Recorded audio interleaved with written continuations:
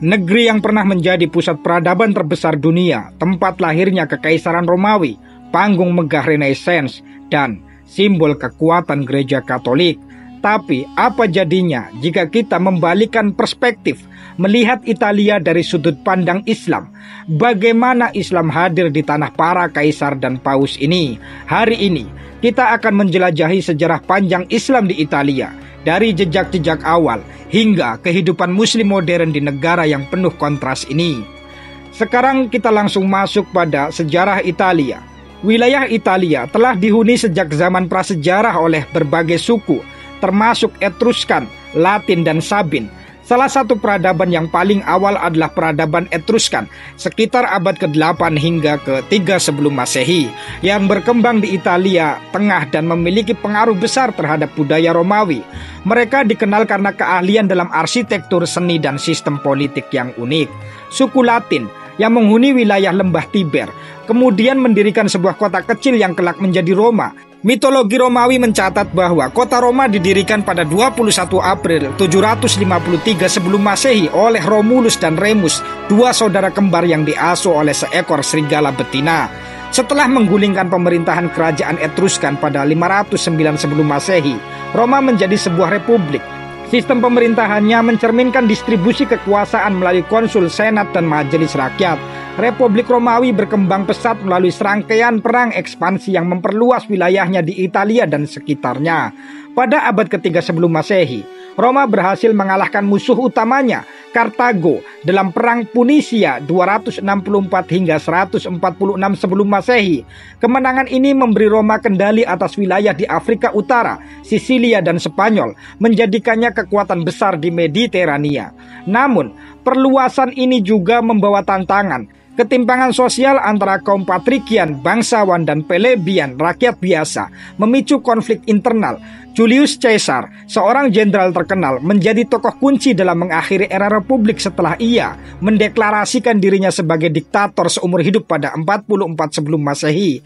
Pada 27 sebelum Masehi, Octavianus, keponakan Julius Caesar, mengukuhkan dirinya sebagai Kaisar Augustus, menandai awal kekaisaran Romawi. Di bawah Augustus, Roma mengalami Pax Romana, perdamaian Romawi, periode stabilitas politik, ekonomi, dan budaya yang berlangsung selama 2 abad. Kekaisaran Romawi mencapai puncak kejayaannya pada abad kedua Masehi di bawah pemerintahan Kaisar Trajan, dengan wilayah yang membentang dari Inggris di barat hingga Mesopotamia di timur. Infrastruktur seperti jalan raya, akuaduk, dan kolesium dibangun, memperkuat Roma sebagai pusat dunia. Namun, pada abad ketiga Masehi, kekaisaran mulai mengalami krisis akibat serangan dari luar, perang saudara, dan melemahnya ekonomi. Pada tahun 476 Masehi, Kekaisaran Romawi Barat runtuh setelah Kaisar Romulus Augustus digulingkan oleh suku Germanik di bawah pimpinan Odoacer. Setelah kejatuhan Kekaisaran Romawi Barat, Italia menjadi sasaran invasi oleh berbagai suku barbar seperti Ostrogoth, Lombard, dan Frank. Pada abad ke-6, Kaisar Justinianus dari Kekaisaran Bizantium berusaha merebut kembali Italia. Tetapi konflik berkepanjangan meninggalkan Italia dalam kehancuran. Seiring melemahnya otoritas kekaisaran, gereja Katolik di bawah pimpinan Paus menjadi kekuatan dominan di Italia. Negara gereja didirikan pada abad ke-8 setelah Raja Franka, Pepin, memberikan wilayah di Italia Tengah kepada Paus. Italia tetap terpecah-pecah menjadi berbagai kerajaan kecil, kota merdeka, dan wilayah feodal sepanjang abad pertengahan. Kota-kota seperti Venesia, Genoa, dan Pisa menjadi kekuatan maritim besar, menguasai perdagangan di Laut Mediterania. Pada abad ke-14, Renaissance dimulai di kota Florence yang dipimpin oleh keluarga Medici. Renaissance adalah periode kebangkitan budaya dan intelektual yang menghidupkan kembali seni, ilmu pengetahuan, dan filsafat klasik. Tokoh-tokoh besar seperti Leonardo da Vinci, Michelangelo, dan Galileo muncul dalam periode ini, membawa Italia menjadi pusat perhatian dunia. Pada akhir abad ke-18, Italia berada di bawah pengaruh Napoleon Bonaparte. Kekuasaan Napoleon memicu ide-ide nasionalisme di kalangan orang Italia yang kelak memotivasi perjuangan untuk menyatukan wilayah yang terpecah-pecah. Risorgimento atau gerakan untuk menyatukan Italia dimulai pada abad ke-19. Tokoh-tokoh seperti Giuseppe Garibaldi, Camillo di Cavour dan Victor Emmanuel II memimpin perjuangan ini. Pada tahun 1861, kerajaan Italia didirikan dengan Victor Emmanuel II sebagai raja pertama. Namun, penyatuan penuh baru terjadi 1870 ketika Roma direbut dari negara gereja dan dijadikan ibu kota Italia. Pada tahun 1920-an, Benito Mussolini memimpin gerakan fasis yang berkuasa di Italia. Rezim fasisme membawa Italia ke Perang Dunia II sebagai sekutu Jerman Nazi. Kekalahan dalam perang menyebabkan runtuhnya fasisme dan berakhirnya monarki pada tahun 1946 ketika rakyat Italia memilih menjadi republik melalui referendum. Setelah Perang Dunia II, Italia mengalami kebangkitan ekonomi yang luar biasa, terutama pada 1950-an dan 1960-an yang dikenal sebagai Italian Economic Miracle.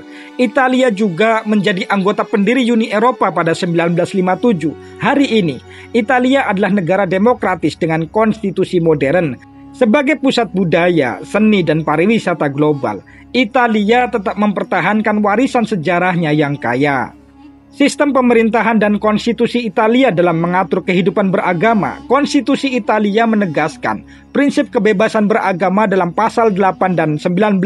Pasal 8 menyatakan bahwa semua agama memiliki status yang sama di bawah hukum. Sementara itu, pasal 19 menjamin setiap orang bebas untuk menjalankan agama mereka secara individu atau kolektif, baik di tempat umum maupun pribadi. Italia secara resmi memisahkan agama dan negara, meskipun memiliki hubungan sejarah yang kuat dengan Gereja Katolik. Concordat Lateran 1929 antara Vatikan dan Italia memberikan hak istimewa kepada Gereja Katolik. Namun, sejak 1984, Italia memperluas pengakuannya terhadap agama-agama lain melalui kesepakatan dengan komunitas keagamaan termasuk Islam.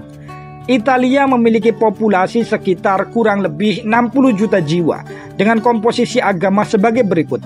Katolik Roma sekitar 74%, ateis atau agnostik sekitar 22%, Islam sekitar 3,7%, lainnya seperti Protestan, Yahudi, Hindu, dan Buddha sekitar 0,3%. Meskipun umat muslim hanya sekitar 3,7%, Islam adalah agama minoritas terbesar di Italia dengan lebih dari 2 juta pemeluk. Mayoritas merupakan imigran dari Afrika Utara, Timur Tengah, dan Asia Selatan. Jejak Islam di Italia dimulai sejak abad ke-7 dan ke-8 Masehi ketika kekhalifahan Islam mulai memperluas pengaruhnya di kawasan Mediterania. Wilayah ini menjadi salah satu titik penting dalam interaksi antara dunia Islam dan Kristen.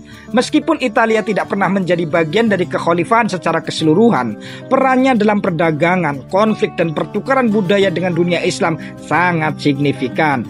Pada abad ke-7, hanya beberapa dekade setelah wafatnya Nabi Muhammad SAW, dunia Islam mulai menjelajah ke arah barat melalui ekspansi kekhalifahan Umayyah dan Abbasiyah. Pedagang muslim di Afrika Utara dan Timur Tengah mulai memasuki wilayah Italia Selatan, membawa barang-barang mewah seperti rempah-rempah, kain sutra, dan keramik. Kota-kota pesisir Italia seperti Amalfi, Naples, dan Venesia menjadi pusat perdagangan yang penting. Para pedagang Italia pada gilirannya membawa produk-produk Eropa seperti kayu, gandum, dan perak ke dunia Islam. Hubungan dagang ini tidak hanya membawa keuntungan ekonomi, tetapi juga menciptakan pertukaran budaya, termasuk pengenalan ilmu pengetahuan dan teknologi dari dunia Islam ke Eropa. Penaklukan Sisilia adalah salah satu jejak Islam paling nyata di Italia. Pada tahun 827 Masehi, pasukan muslim dari dinasti Aglabiah di Afrika Utara mendarat di Mazara del Vallo, Sisilia, setelah diundang oleh seorang gubernur lokal untuk membantu memadamkan pemberontakan. Penaklukan ini berlangsung selama 75 tahun, hingga pada 902 Masehi, seluruh pulau Sisilia berada di bawah kendali muslim. Di bawah pemerintahan muslim, Sisilia menjadi salah satu pusat kebudayaan dan ilmu pengetahuan di Mediterania. Kota-kota seperti Palermo yang dijuluki Balkhram dalam bahasa Arab berkembang pesat. Muslim membangun masjid, istana, dan pasar serta memperkenalkan sistem irigasi canggih yang meningkatkan produksi pertanian. Selain Sisilia, wilayah Italia Selatan lainnya seperti Napoli dan Amalfi juga mengalami serangan dari pasukan muslim. Pada tahun 846 Masehi, Pasukan Muslim bahkan menyerang Roma, menjarah Basilika Santo Petrus dan Basilika Santo Paulus di luar tembok kota. Meskipun serangan ini tidak menyebabkan pendudukan, itu meninggalkan dampak besar dalam sejarah hubungan Islam dan Kristen di Italia. Setelah penaklukan Sisilia, pulau ini menjadi titik pertemuan antara dunia Islam dan Kristen. Di bawah pemerintahan Muslim, banyak karya ilmiah dari dunia Islam diterjemahkan ke dalam bahasa Latin, termasuk karya-karya dalam bidang matematika, astronomi, kedokteran, dan filsafat. Setelah Normandia merebut Sisilia dari Muslim pada abad ke-11, para penguasa Kristen tetap melestarikan banyak aspek budaya Islam, termasuk administrasi pemerintahan dan teknologi irigasi. Raja Roger II dari Sisilia bahkan mempekerjakan ilmuwan Muslim seperti Al-Idrisi yang menghasilkan peta dunia terkenal Tabula Rogeriana pada tahun 1154. Pada abad ke-12, Italia memainkan peran penting dalam menyebarkan ilmu pengetahuan Islam ke Eropa. Kota-kota seperti Salerno dan Palermo menjadi pusat penerjemahan karya-karya ilmiah dari bahasa Arab ke bahasa Latin. Sejumlah besar pengetahuan yang berasal dari dunia Islam, termasuk karya Ibnu Sina, Avicenna, Al-Farabi, dan Al-Kindi, diterjemahkan dan dipelajari di Eropa. Pada abad ke-11, Kekaisaran Normandia mulai menaklukkan kembali Sisilia dari pemerintahan Muslim. Pada 1091, seluruh Sisilia kembali di bawah kendali Kristen. Namun, warisan Muslim tidak sepenuhnya hilang. Banyak elemen budaya, arsitektur, dan teknologi mereka tetap bertahan. Di wilayah lain di Italia Selatan, kehadiran Muslim juga semakin memudar seiring dengan kekuatan militer Kristen yang terus meningkat.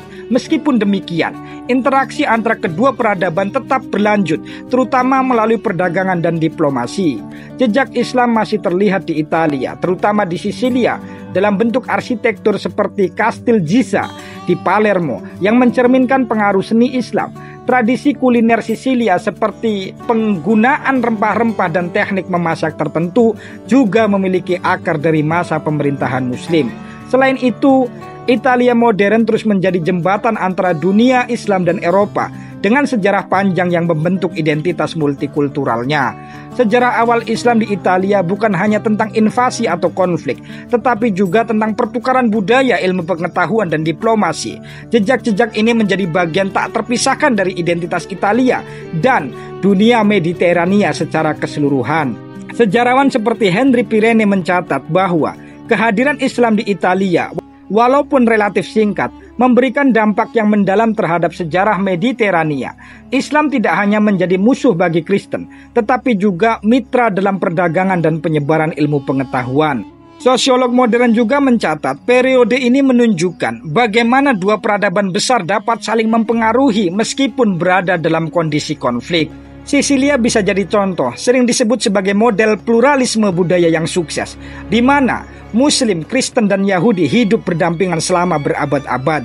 Muslim di Italia saat ini sebagian besar adalah imigran, meskipun ada juga komunitas kecil mu'alaf Italia. Kota-kota seperti Milan, Roma, dan Turin memiliki populasi Muslim yang signifikan.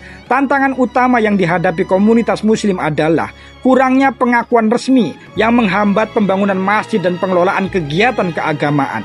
Menurut para sosiolog seperti Stefano Alivi, tantangan ini mencerminkan sikap masyarakat Italia yang ambivalen terhadap pluralisme agama. Di satu sisi, ada penerimaan terhadap nilai-nilai multikultural, tapi di sisi lain ada kekhawatiran tentang integrasi dan identitas nasional. Para sejarawan melihat Islam sebagai bagian integral dari sejarah Italia, terutama dalam konteks interaksi antara Islam dan kekristenan di Mediterania.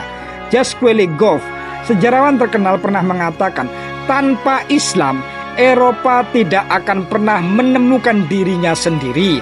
Sementara itu, sosiolog mencatat kehadiran Muslim di Italia modern membuka peluang dialog antar agama. Italia adalah cermin Eropa, kata Massimo Introvigne, seorang sosiolog agama.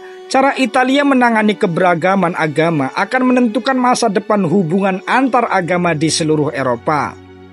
Sejarah Islam di Italia adalah kisah pertemuan dua dunia, sebuah perjalanan panjang yang dimulai dari Sisilia abad ke-9 hingga komunitas Muslim modern di kota-kota besar Italia. Dalam kata-katanya Edward Said, sejarah adalah dialog abadi antara masa lalu dan masa kini. Melalui sejarah ini, kita belajar keberagaman bukanlah ancaman, melainkan kekayaan yang memperkaya identitas kita sebagai manusia. Pertanyaannya sekarang, bagaimana kita sebagai individu dan komunitas bisa melanjutkan dialog ini di masa depan? Dari sejarah panjang Italia, kita melihat negara ini bukan sekedar pusat seni, budaya, dan agama Kristen, tetapi juga medan di mana berbagai peradaban bertemu, termasuk Islam. Jejak Islam di Italia bukan hanya cerita tentang penaklukan, tetapi juga kisah tentang pertukaran budaya, perdagangan, dan penciptaan bersama peradaban global. Dari penaklukan Sisilia hingga interaksi intelektual melalui penerjemahan karya ilmiah, Islam telah meninggalkan warisan yang tak terhapuskan di Italia. Pengaruhnya hadir dalam arsitektur, kuliner, ilmu pengetahuan, dan bahkan cara pandang dunia Mediterania terhadap pluralitas. Meskipun zaman terus berubah, sejarah ini mengingatkan kita interaksi antara peradaban selalu lebih kompleks daripada sekedar konflik. Sebagai penutup, mari kita renungkan kata-kata dari seorang filsuf muslim terkenal, yaitu Al-Kindi. Kita tidak boleh malu untuk mengakui kebenaran dari manapun asalnya, meskipun ia datang dari bangsa-bangsa yang jauh dan berbeda dari kita. Sebab tidak ada yang lebih penting bagi pencari kebenaran selain kebenaran itu sendiri. Sejarah Italia dan Islam mengajarkan kolaborasi dan pertukaran budaya dapat menciptakan masa depan yang lebih kaya dan beragam. Seperti yang pernah dikatakan Paus Fransiskus, dialog antar agama bukanlah pilihan, melainkan kebutuhan. Di dunia yang dipenuhi dengan tembok, kita dipanggil untuk membangun jembatan. Dengan memahami masa lalu, kita tidak hanya belajar tentang sejarah, tetapi juga mempersiapkan diri untuk menciptakan harmoni di masa depan. Semoga kisah ini menginspirasi kita untuk terus membuka diri terhadap keberagaman dan melihat peradaban lain sebagai bagian dari cerita besar umat manusia. Karena di balik setiap peradaban selalu ada benang merah yang menghubungkan kita. Jika ada jejak sejarah yang tertinggal dan ada kesalahan dalam penyampaian, saya mohon maaf. Silakan Anda tambahkan di kolom komentar. Terima kasih sudah menonton. Sampai jumpa di lingkar jejak selanjutnya.